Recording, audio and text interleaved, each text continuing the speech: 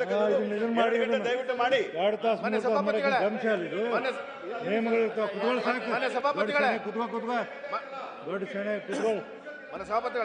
ನನ್ನ ಸಲಹೆ ಇದುವರೆಗೂ ಕೂಡ ಇರಿ ಸರ್, ಒಂದು ಸ್ವಲ್ಪ ಇರಿ ಸರ್. ತಪ್ಪಿಬೇಕಾಗ್ತದೆ ಮನೆ ಅಧ್ಯಕ್ಷರೇ, ಇಲ್ಲೆಲ್ಲ ನಡೆಸಬೇಕು ಸಭೆ. ಕಾನೂನದ ಅಧ್ಯಕ್ಷರೇ ಮಾತ್ರ ಅಲ್ಲ, ಕಾನೂನುಗಳು ಓದ್ಕೊಂಡೆ ಇಲ್ಲಿವರೆಗೂ ಬಂದಿರ್ತೀವಿ ನಾವು. ದಯವಿಟ್ಟು ಆ ಪದಗಳ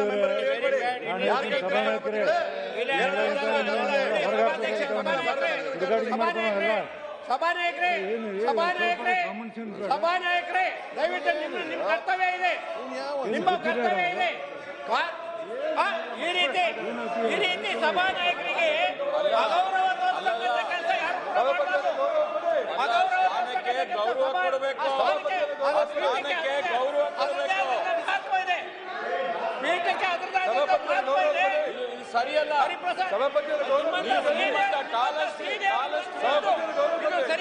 ಸರಿಯಾದ ಕ್ರಮ ಅಲ್ಲ. ಏನು ಆ ರೀತಿ ಪೀಠಕ್ಕೆ ಸಭಾಪತಿಗಳೇ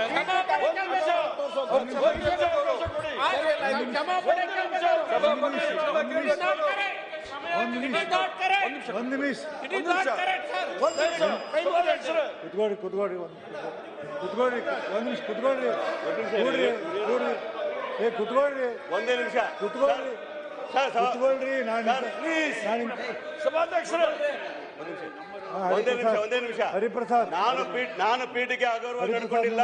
ಸಾರ್ವಜನಿಕರ ವಿಚಾರವನ್ನ 2 ಗಂಟೆಗಳು ಚರ್ಚೆ ಮಾಡಬೇಕು ಅಂತ ನಾನು ಅನಿಸಿಕೆನ ಹೇಳಿದ್ದೇನೆ. ಪೀಠಕ್ಕೆ ಅತ್ಯಂತ ಗೌರವವಾಗಿ ಹೇಳ್ತಾ ಇದ್ದೀನಿ. ಪೀಠಕ್ಕೆ ಏನಾದ್ರು ಬೇಜಾರಾಗಿದ್ರೆ ನಾನು ಕ್ಷಮೆಯನ್ನು ಕೇಳ್ತೇನೆ.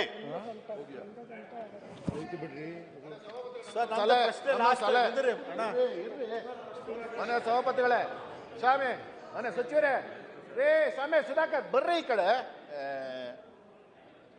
ಮನೆ ಸಭಾಪತಿಗಳೇ, ನಾವು ನೀವೆಲ್ಲರೂ ಕೂಡ ಹೌಸನ್ನು ನೋಡ್ಕೊಂಬಂದಿದ್ದೀವಿ.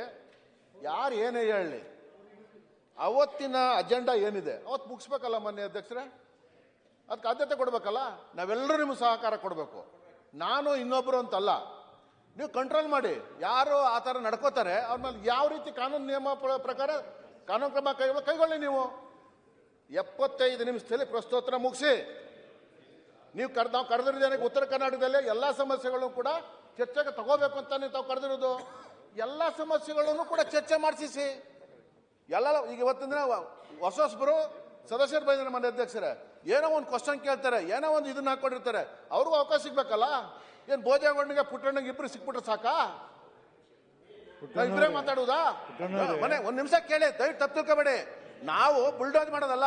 ಮುಂದಿನ ಬೆಂಚವರು ಮನೆ ಅಧ್ಯಕ್ಷರೇ, ಮುಂದಿನ ಬೆಂಚವರು ಬುಲ್ಡೋಜ್ ಮಾಡೋದಲ್ಲ.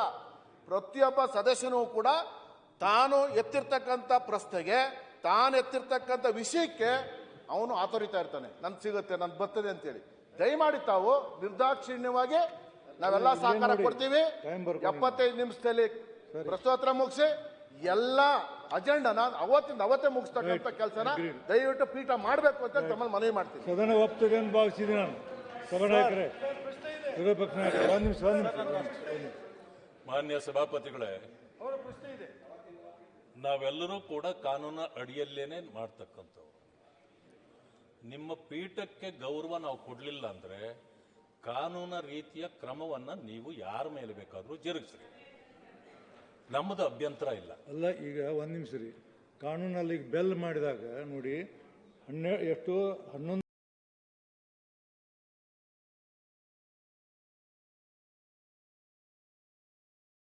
ಕಾನೂನಲ್ಲಿ ಈಗ ಬೆಲ್ ಮಾಡಿದಾಗ ನೋಡಿ 11:04 ಪ್ರಾರಂಭ ಆಗೈತಿ. 1 ಗಂಟೆ 2 ಗಂಟೆವರೆಗೆ ಪ್ರಶ್ನೋತ್ತರ ನಡೆದ್ರೆ 2 ಗಂಟೆ ಕಾನೂನಲ್ಲಿ ಈಗ ಬೆಲ್ ಮಾಡಿದಾಗ ನೋಡಿ 11:04 ಪ್ರಾರಂಭ ಆಗೈತಿ. 1 ಗಂಟೆ 2 ಗಂಟೆವರೆಗೆ ಪ್ರಶ್ನೋತ್ತರ ನಡೆದ್ರೆ 2 ಗಂಟೆ ಮಟ್ಟ ನಡೆಸಂತಾರೆ. ಮತ್ತೆ ಹೆಂಗೆ ನಡೆಸ್ಬೇಕು ಸದನವನ್ನು ನಾವು? ಬೆಲ್ ಮಾಡಿದಾಗ ಕುತ್ಕೊಳ್ಬೇಕಾದ ಧರ್ಮ ಅಲ್ಲ.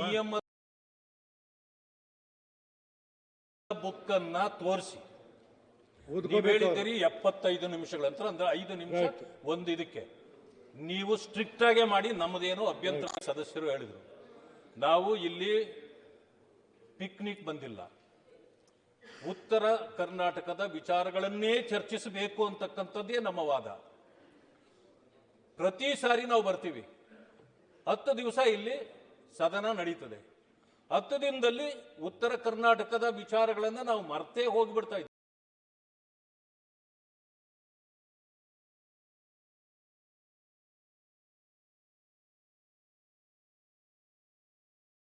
ಇರ್ಬೋದು, ದಲಿತರು ಇರ್ಬೋದು, ಯಾವುದೇ ಆಗಲಿ ಇಲ್ಲಿಯ ವಿಚಾರಗಳಿಗೆ ಮಾನ್ಯತೆ ಕೊಡಿ.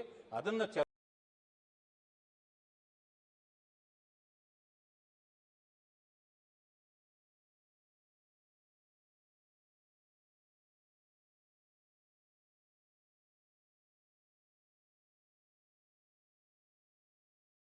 ಮಂಡಿಸ್ತಾ ಇದ್ದೇವೆ. ಅದನ್ನು ಇಲ್ಲಿ ರೈತರ ವಿಚಾರಗಳ ಕೂಡ ನಾನು ಕೇಳ್ತಾ ಇರೋದು. ಅದರಿಂದಾಗಿ ಮಂಡಿಸ್ತಾ ಇದ್ದೇವೆ. ಅದನ್ನು ಇಲ್ಲಿ ರೈತರ ವಿಚಾರಗಳ ಕೂಡ ನಾನು ಕೇಳ್ತಾ ಇರೋದು. ಅದರಿಂದಾಗಿ ನಮಗೆ ಬೇಕಾಗಿರ್ತಕ್ಕಂಥದ್ದು ನಿಯಮಗಳ ಪ್ರಕಾರವೇ ನೀವು ನಡೆಸಿ, ನಮ್ಮದು ಏನು ಅಭ್ಯಂತರ ಇಲ್ಲ.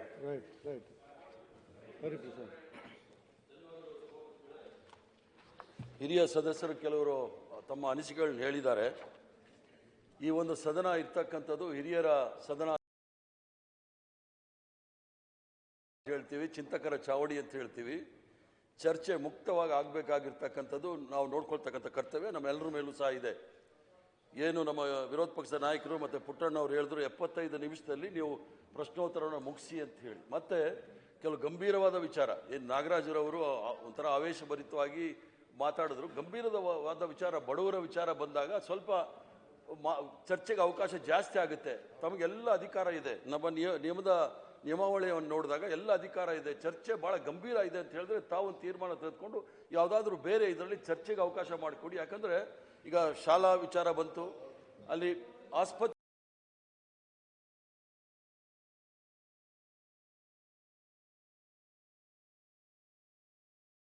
ಬಿಟ್ಟಿರ್ತಕ್ಕಂಥದ್ದು, ತಾವು ತಮ್ಮ ವಿವೇಚನೆಗೆ ಬಿಟ್ಟಿರ್ತಕ್ಕಂಥದ್ದು, ತಾವು ತೀರ್ಮಾನ ತೆಗೆದುಕೊಂಡು ಅದಕ್ಕೆ ಒಂದು ಬಿಟ್ಟಿರ್ತಕ್ಕಂಥದ್ದು, ತಾವು ತಮ್ಮ ವಿವೇಚನೆಗೆ ಬಿಟ್ಟಿರ್ತಕ್ಕಂಥದ್ದು, ತಾವು ತೀರ್ಮಾನ ತೆಗೆದುಕೊಂಡು ಅದಕ್ಕೆ ಒಂದು ಅವಕಾಶ ಮಾಡಿಕೊಡಿ ಚರ್ಚೆ ಮಾಡಲಿಕ್ಕೆ. ಆವಾಗ ಸದನದಲ್ಲಿ ಏನೂ ಆಗೋದಿಲ್ಲ. ಯಾಕಂದರೆ ತಮ್ಮ ನಿರ್ಧಾರ ಅಲ್ಲ 75 ನಿಮಿಷದಲ್ಲಿ ಪ್ರಶ್ನೋತ್ತರವನ್ನು ಮುಗಿಸಬೇಕು ಅಂತ ತಮ್ಮ ನಿರ್ಧಾರ ಅಲ್ಲ. ಅದು ಬಿಸ್ನೆಸ್ ಅಡ್ವೈಸರಿ ಕಮಿಟಿನಲ್ಲಿ ನಾವು ತೀರ್ಮಾನ ತೆಗೆದುಕೊಂಡಿರ್ತಕ್ಕಂಥದ್ದು. ಪ್ರಶ್ನೋತ್ತರ ಬಂದಾಗ ಅದನ್ನು 75 ನಿಮಿಷದಲ್ಲಿ ಮುಗಿಸಬೇಕು ಅಂತ ಹೇಳಿ. ಗಂಭೀರವಾದ ಚರ್ಚೆ ಇದೆ. ತಾವು ತಕ್ಷಣ ಯಾವುದಾದ್ರೂ ಒಂದು ತೀರ್ಮಾನ ತೆಗೆದುಕೊಂಡು ನಿಯಮದಲ್ಲಿ ಅವ್ರಿಗೆ ಅವಕಾಶ ಚರ್ಚೆ ನಮ್ಮಲ್ಲಿ ಪ್ರಾರ್ಥನೆ. ನಮ್ಗೆ ಹೇಳಿದ್ದೀನಿ, if you are not satisfied by the answer given by the minister, you can give in separate letter. ಹೇಳ್ತೀನಿ, ನೀವು ನೋಡಿ ಇಲ್ಲೇ 15 ನಿಮಿಷ 20 ನಿಮಿಷವರೆಗೆ ಒಬ್ಬ ಮಾಡಿದ್ರೆ ನಾ ಬೆಲ್ ಹೊಡೆದ್ರು ಕೇಳಂಗಿಲ್ಲ, ಮಿನಿಸ್ಟರ್ ಕೇಳಂಗಿಲ್ಲ. ಅವ್ರಿಗೆ ನಾ ಏನು ಮಾಡ್ಬೇಕು ಹೇಳಿ ನೋಡಿ. ನಾನು ಮೇಲೆ ನಾಳೆ 75 ನಿಮಿಷ ಕ್ಲೋಸ್ ಮಾಡ್ತೀನಿ. ಅಲ್ಲ ಚೇರ್ಮನ್ ಸಾಹೇಬ್ರೆ, ತಮಗೆ ಸಂಪೂರ್ಣವಾದ ಅಧಿಕಾರ ಇದೆ. ಅಧಿಕಾರ ದುರುಪಯೋಗ ಆಗಬಾರ್ದು ಅಂತ ಹೇಳಕತ್ತೀನಿ. ಚರ್ಚೆ ಅದು ಜಾಸ್ತಿ ಆಗ್ತಾ ಇದೆ ಅಂತ ಹೇಳಿದ್ರೆ ತಾವು ಬೇರೆ ಚರ್ಚೆಗೆ ಅವಕಾಶ ಮಾಡಿಕೊಡಿ. ನಾಳೆ ಹೇಳ್ತೀನಿ. ನಿರ್ಧಾರ ತಗೊಳ್ಳಿ, ತಮ್ಮ ತೀರ್ಮಾನಕ್ಕೆ ನಾವೆಲ್ಲ ಬದ್ಧರಾಗ್ತೀವಿ. ಆದರೆ ನಮ್ಮ ಮೆಂಬರ್ಸ್ ಅರ್ಥ ಮಾಡ್ಕೋಬೇಕು. ಈಗ ಮುಂಚೆ ಆಯಿತು ಎಲ್ಲ ಚರ್ಚೆ ಮಾಡಿ ಕೊನೆಗೆ ಲಾಸ್ಟ್ 5 ಜನಕ್ಕೆ ಅವ್ರ ಪ್ರಶ್ನೆಗೆ ಉತ್ತರ ಸಿಗ್ಲಿಲ್ಲ ಅಂತ ಹೇಳಿದ್ರೆ ಅದು ಅವ್ರಿಗೂ ಕೂಡ ಅನ್ಯಾಯ ಆಗುತ್ತೆ. ಅಲ್ಲ ಈಗ ಎಕ್ಸಾಂಪಲ್ ನೀವು 75 ನಿಮಿಷಕ್ಕೆ ನಿಲ್ಲಿಸ್ಬಿಟ್ರೆ ಕೆಲವರು ಪಾಪ ಅವ್ರು ಮಾಡಿದ ತಪ್ಪು. ಹೇಳಿ ಒಂದ್ ನಿಮಿಷ ನೋಡಿ, ಕ್ವಶನ್ ಕೇಳ್ತಾರೆ. ಕೇಳಿದ ನಂತರ ನಾ ಬೆಲ್ ಹೊಡೆದ ಕೂಡಲೇ ಕೂತ್ಕೊಳ್ಬೇಕು. ಕೂಡಂಗೆಲ್ಲ ಏನು ಮಾಡಬೇಕು? ನೀವು ಹೇಳಿ, ನನಗೆ ಉತ್ತರ ಹೇಳಿ. ನೀವು 5 ನಿಮಿಷ 4 ನಿಮಿಷ ಆಯ್ತಲ್ಲ, 5 ನಿಮಿಷ ನೋಡಿ. ಇಲ್ಲಿ ನಿಮ್ಗೆ ಹೇಳಿದ್ನ ಟೈಮ್ 15 ನಿಮಿಷ 20 ನಿಮಿಷ ಕ್ವಶನ್ ಮಾಡಿ ನೀವು ಯಾವ ರೀತಿ ಮಾಡಿ ನೀವು ಹೇಳಿ ನಾನು ನೋಡೋಣ.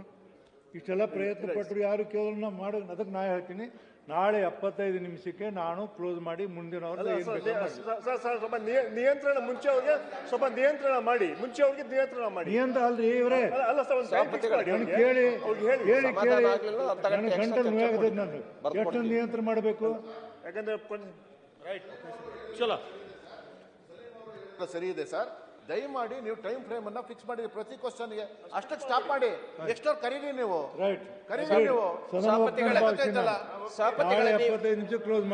ಸಭಾಪತಿಗಳೇ ನೀವು ತೀರ್ಮಾನ ತೆಗೆದುಕೊಳ್ಳಿ, ಸರಿ ಇದೆ 75 ನಿಮಿಷಕ್ಕೆ. ಆದ್ರೆ ಒಂದು ವಿನಂತಿ ಇದೆ. ಒಂದು ವೇಳೆ ಸದಸ್ಯರಿಗೆ ಸ್ಯಾಟಿಸ್ಫೈ ಆಗದೆ ಹೋದ್ರೆ ಮಂತ್ರಿಗಳು ಉತ್ತರಕ್ಕೆ, ಅದಕ್ಕೆ ನಾವು ಸಪರೇಟ್ ಆಗಿ ಅರ್ಧ ಗಂಟೆ ಚರ್ಚೆ ಕೊಡ್ತಾ ಲೆಟರ್ ಕೊಡ್ತೀವಿ. ಅದಕ್ಕೆ ಅವಕಾಶ ಕೊಡಬೇಕು ಅಂತ 100% ಕೊಡ್ತೀನಿ. 100% ಕೊಡ್ತೀನಿ. ಪಾಟೀಲ್ರೇ, ಕರೆದಾಗ ಇರ್ಲಿಲ್ಲ ನೀವು, ಆಯ್ತು ಕರೆದು ಬಿಡಿ. ಕರೆದಾಗ ಇರ್ಬೇಕ್ರಿ, ಕರೆದಾಗ ಇರ್ಬೇಕು ನೀವು. ಎಲ್ಲೆಲ್ಲೋ ಹೊರಗಡೆ ಹೋದ್ರೆ